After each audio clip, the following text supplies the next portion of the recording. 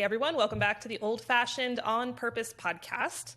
So as you know, a lot of the topics I cover here are based around old-fashioned skills, and a lot of them are really practical, nitty-gritty, tutorial type of things.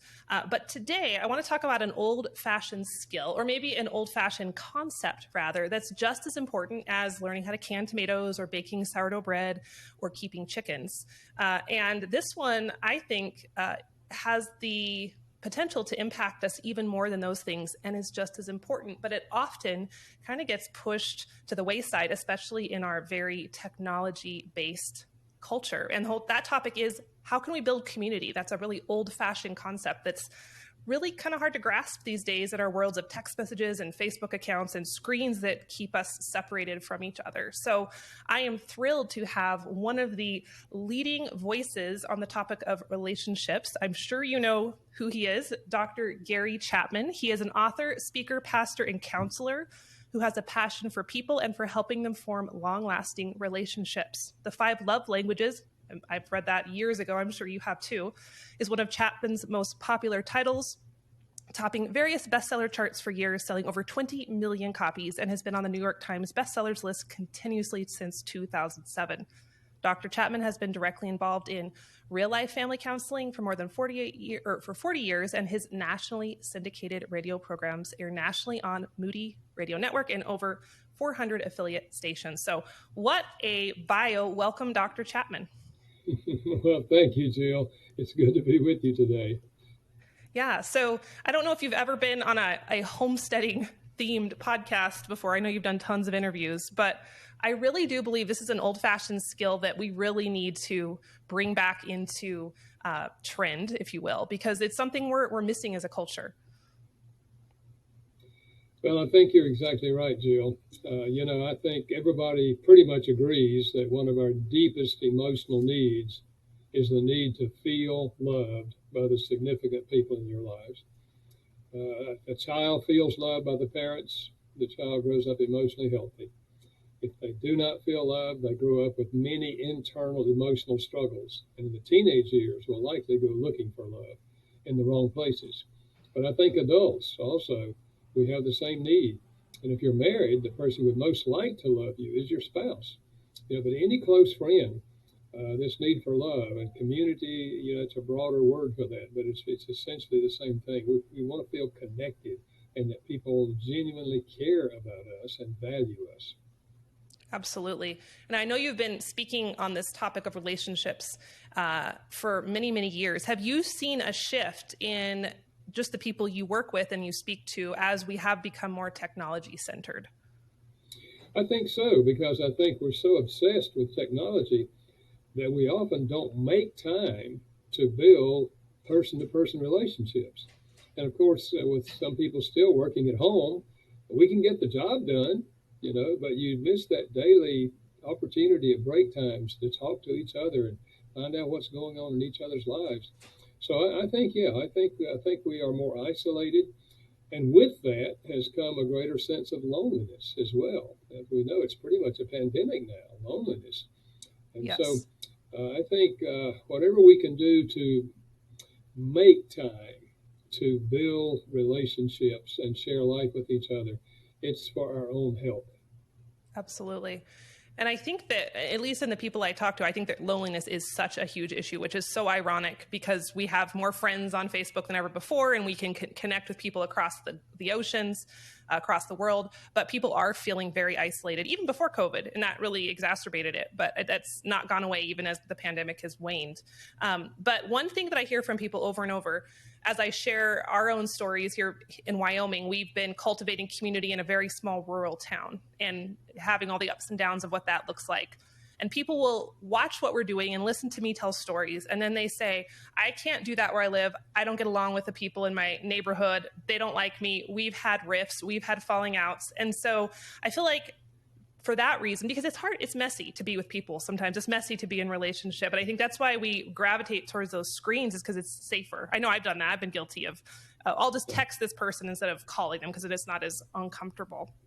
But I'd love today to get some of your strategies for not only creating that community, but how do we get through those rocky times when we disagree with someone or we have those conflicts? How can we navigate that and not just completely fracture apart?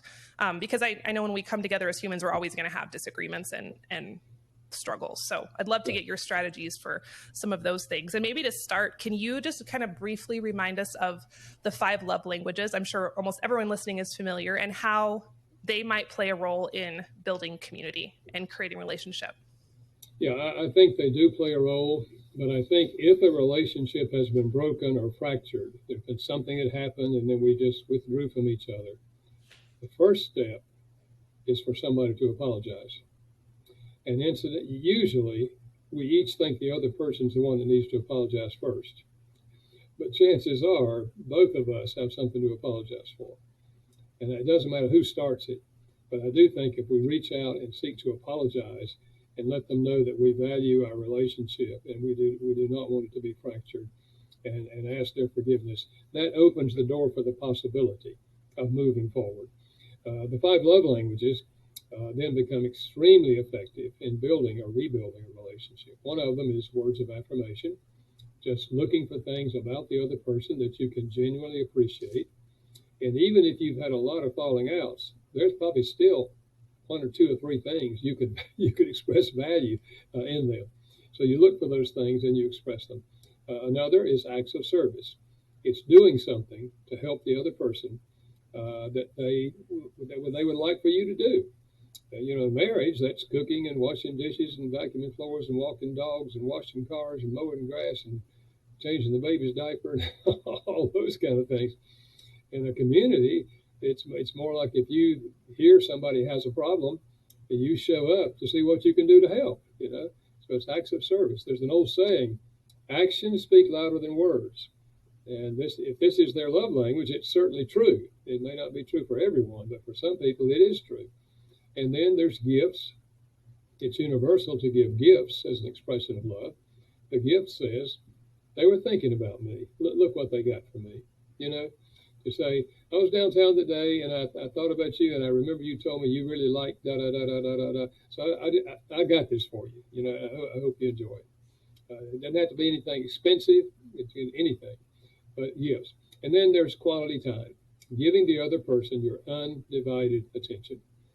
I don't mean sitting on the couch watching television with somebody because someone else has your attention. TV is off, computer's down, we're not answering our phone. We're listening to each other, sharing our thoughts, our feelings, our desires with each other. Or you don't have to be talking. You could be just doing a project together, something that they would like to be done, and you're giving your full attention with them to do something they would like to get done. Quality time. And then physical touch.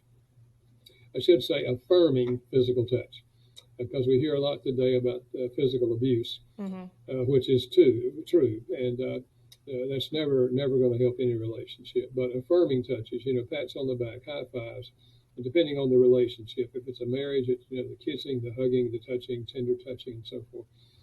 So the basic idea is that out of those 5, we each have a primary love language. That is, one of the 5 speaks more deeply to us than the other 4. And in a marriage, almost never does a husband and wife have the same language. Yeah. And by nature, we speak our own language. Sure. So if words makes us feel affirmed, we will affirm them with words. But if acts of service is their language, they're going to say somewhere along the line, you keep on saying, I love you, but why don't you help me? And they're telling you, acts of service is my love language. So in a marriage, we have to learn each other's language and then choose to speak it. And the same principle is true with children or any close relationship. Yes, such good stuff. So I've thought a lot about the love languages of my husband and my kids, but I was thinking with the people in my community that I might not be necessarily best friends with, I'm just in association with. What are some ways we can kind of figure out what those type of people, what their love language might be? Well, if you have some interaction with them, you can observe their behavior. How do they respond to other people? Because they probably are speaking to others their own language. So if you know them, for example, as a person that's always giving gifts, then probably that's their language. Or if you know them as a person that's always trying to pitch in and help people, they're the first one to get there if there's something going on in the community. Acts of service is probably their language because we tend to speak our own language. So observing their behavior, I think also, if you have any contact with them, if they ever request anything of you, if they ever say, I understand that you're going to New York. Would you possibly have time to, and they ask you to get something specific for them? They're asking you for a gift. But if you have several of these things they request, they fall into a category. And then a third way is also to listen to what they complain about, if indeed you hear complaints coming from them, because the complaint reveals the love language. And so, a 6-year-old said to his mother some time ago, "We don't ever go to the park anymore since the baby came." He used to have her full attention at the park. Now the baby's here. He's complaining. Yes. But he's also telling her his love language. So those are 3 informal ways to find out, what a person's language is. If it's in a small group and you're trying to develop relationships, you can go online to 5lovelanguages.com and take the free quiz. There's a quiz for married couples. There's a quiz for single adults. There's a quiz for teenagers. They're all free.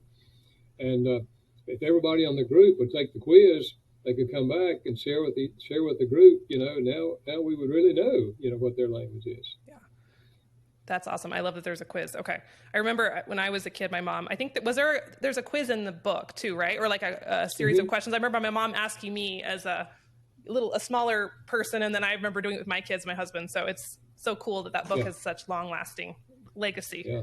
Yeah. Okay. Good suggestions. I wouldn't have thought to think about what they're complaining about, but that makes total sense. Yeah. Okay. Yeah, and there's a whole series of books, as you know. There's the original book for married couples. There's one for single adults. There's one for military couples. How do you speak these languages when you're deployed? There's one for people that have special needs children, how that works with them. And there's one called the 5 Love Languages of Children, and then the 5 Love Languages of Teenagers, helping parents effectively love the children. I say to parents, the question is not, do we love our children? The question is, do they feel loved?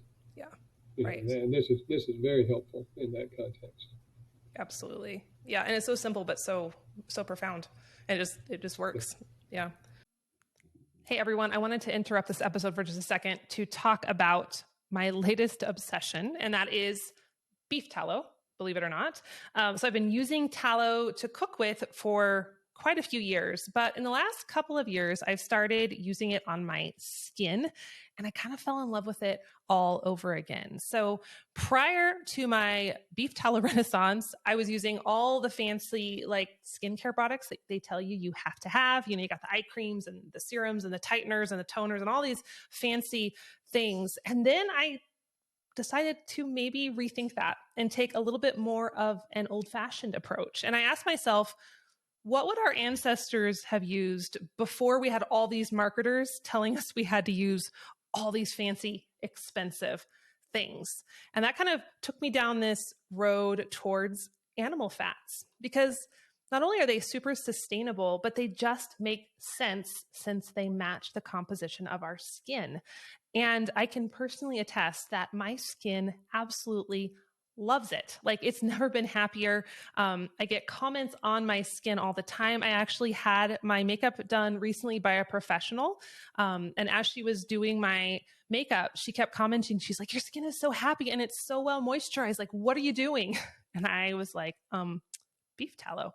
She was not expecting me to say that, but it was pretty cool that she said, normally I see people from dry climates like you and their skin is just really thirsty, and yours is just the opposite. It's really happy.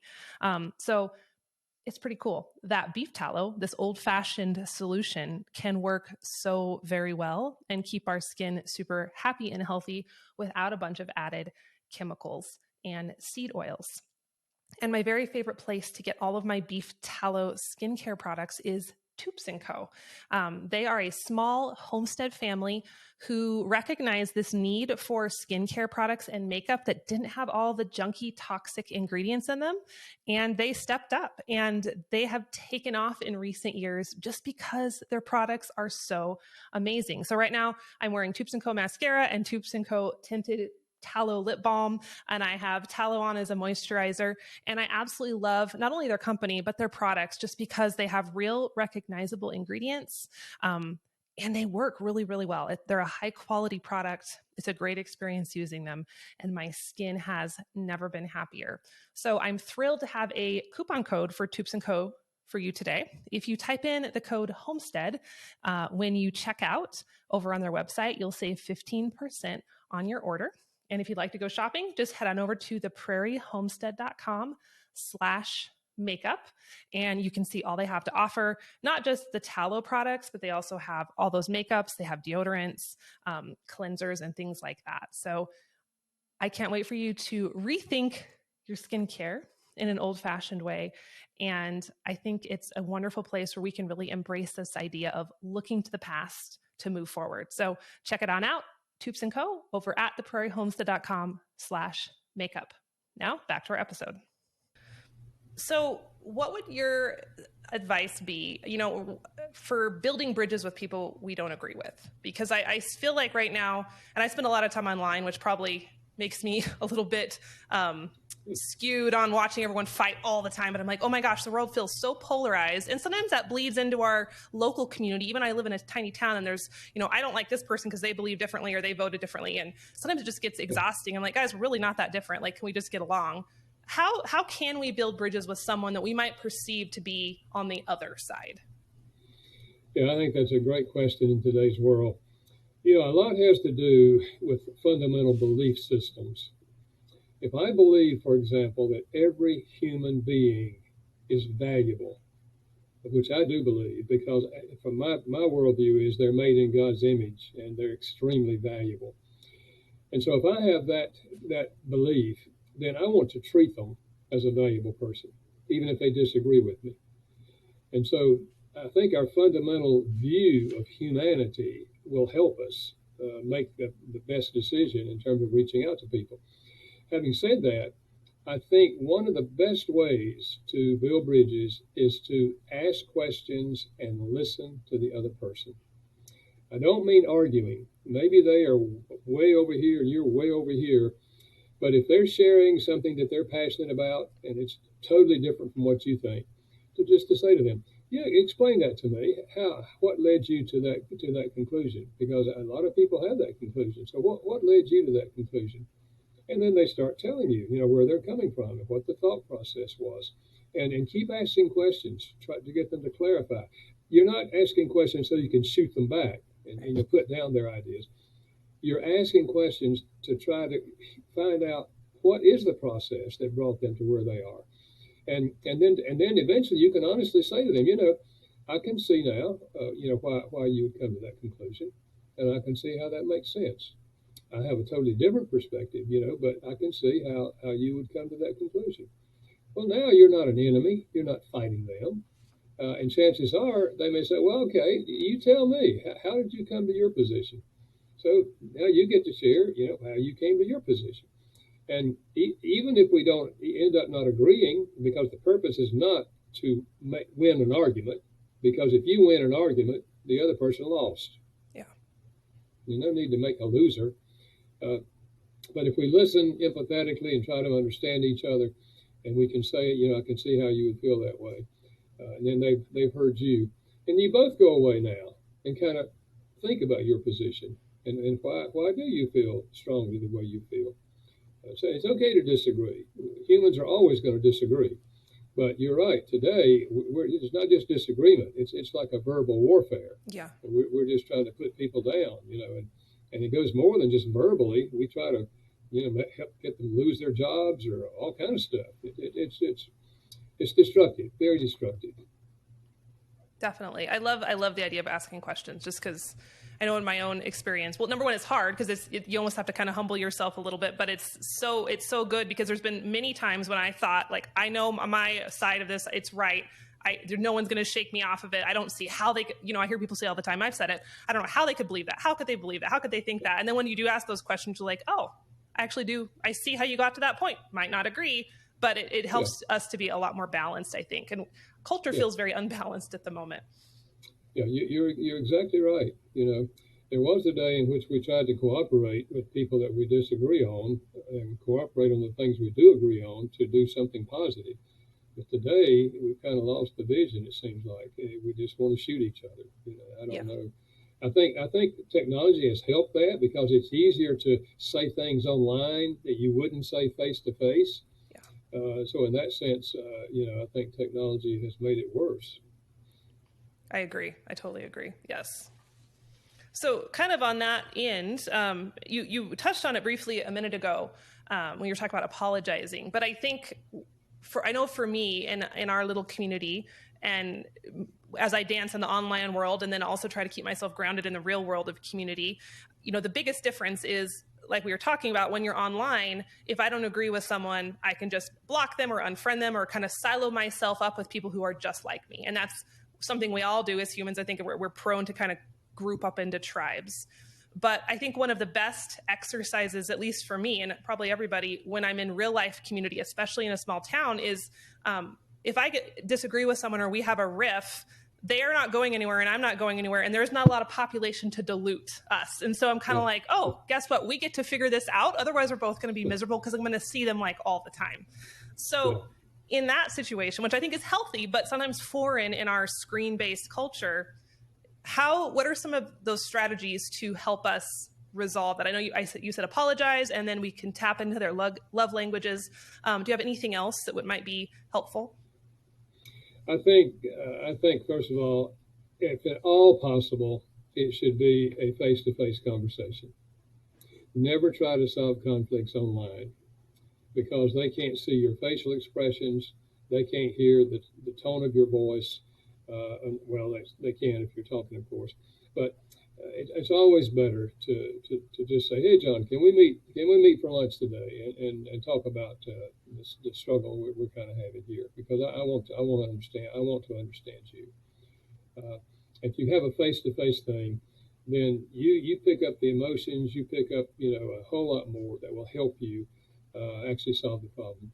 Being on the phone would be the next best because at least they can hear your tone of voice, even though they can't see your face.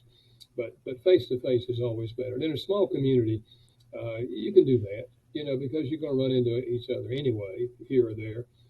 But just saying, can we meet and just talk? Because I really want to understand you, and I think we kind of maybe got our wires crossed, and I don't want to have our wires crossed. And most people will respond to that. Some of them will say, I don't want to talk about it. Yeah. Well, okay, but whenever you get to where you do want to talk about it, I'd like to meet you for lunch or meet you for coffee or something. To me, that's the best way to do it.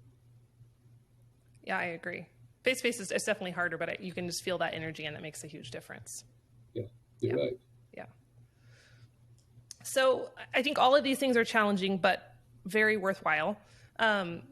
What, in your view, is some of the biggest payoff for not only just developing these sort of relationships? I'm just trying to think of the person who's maybe a little shy, a little introverted, and they're thinking, is it worth it? Is it worth it to get off Facebook and go out and try to risk, maybe someone not liking me or risking rejection or risking not finding my people right away? What's the payoff in creating that community and continuing to push for these improved relationships? I think all of us will find the deepest satisfaction in life by choosing an attitude of love. And by that I mean, I'm here to enrich the lives of other people. It's the opposite of being selfish. And let's face it, by nature, all of us tend to be selfish.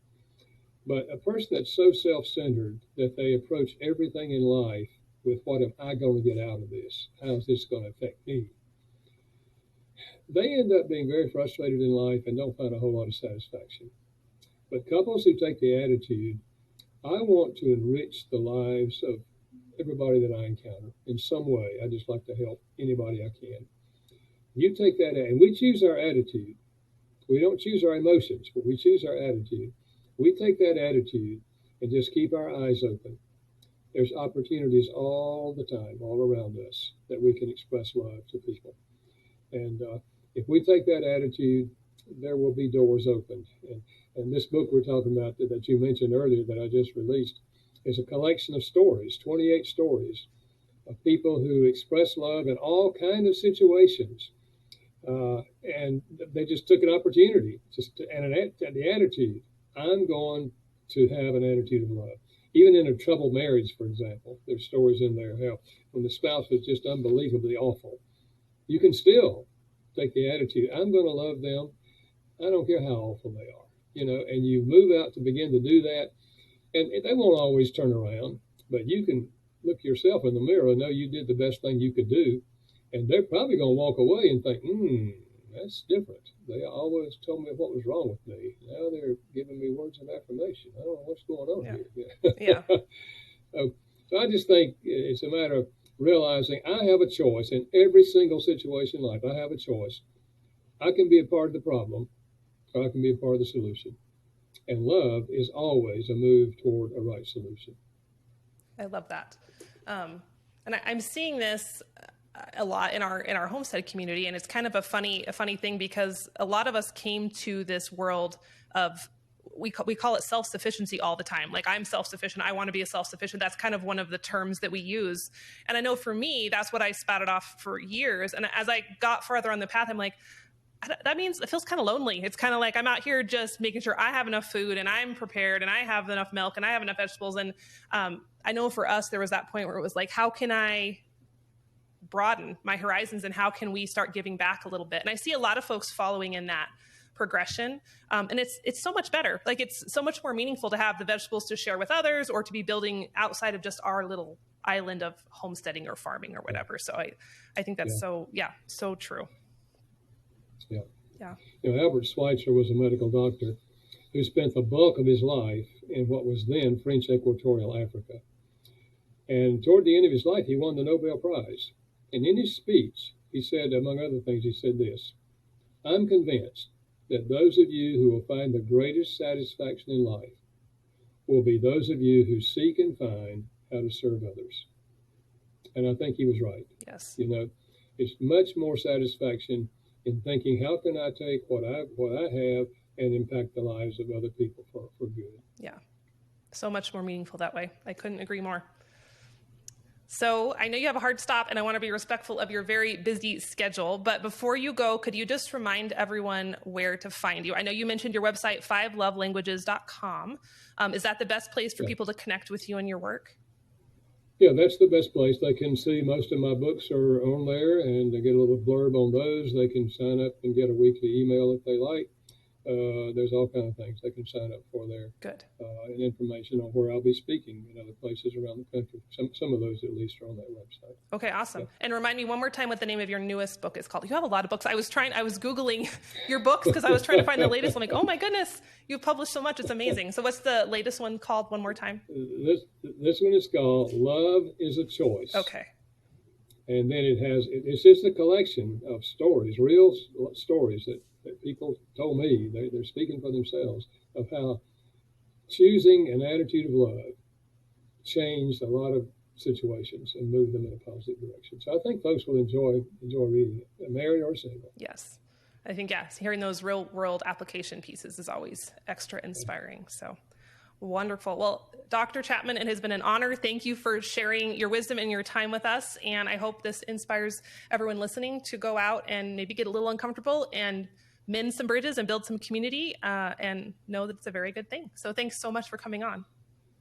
You're welcome. I'm glad to chat with you, and you keep up the good work of doing exactly what you said. So thank you. If we have more and more people who choose that attitude, we can make a difference in the broader perspective of the world.